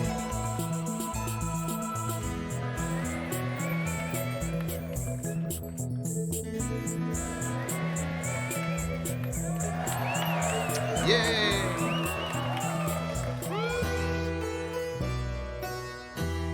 I really like this tune. Yes. It's a bit loud now. Very loud now. Oh, we're leading. Oh, we're leading Oh, so we're bad. leading so hard. Well, that's the end of that. All right. Let me quickly stop the blasting. There we go. So we can actually hear ourselves talk and think. So, it's been fun. Hey, good night, Jay. And I forgot to tell Jay that I was really enjoying rewatching some of the streams that he was doing on that what is the name of the game now? Shipbreaker. He's playing this game, which is more or less doing what he does in real life, trying to break Break stuff. break Yeah. stuff. Yes, but anyway, really hope to see more of that. But anyway, what do you think? Fun? No fun? This game? It's fun. It's If you fun. don't think about it too much, then it's fun. Yes, if you don't overthink it, it's fun. It's um in some months probably we'll get back to Curious Expedition 2. Yeah. Because it's in early access right now and it's not necessarily a broken game. I recommend trying to pick it up if this is the type of game that you're into. Because it is and then I would still pick up Curious Expedition 2. But there's lots of art assets and things like that still missing. So at least the last time I played it. So it's probably better to just play that a couple of months down the road because it's not going to change that much from a mechanic point of view or the aesthetic point of view, just the completeness of the game. Next Thursday, we are once again playing Old World. Of course we are. And yes, of course we are. What is the tech, the advance that you have to? You're up for the quote, right? Is it spoke Am wheel I? again? I No, forgot I now. had spoke wheel last time. He spoke wheel last I time. can Yes. surely remember I had spoke wheel. All right. I So think it's Ares this time. yeah, it must be Ares. Ares from Greece. Next time you'll be quoting us from whatever tech you need to be quoting us on Thursday. But with that said, let's sign off for now. And Yes. from Omer and me, make sure that you stay explorative without extorting any natives or indigenous people, and stay happy and stay healthy. Cheers.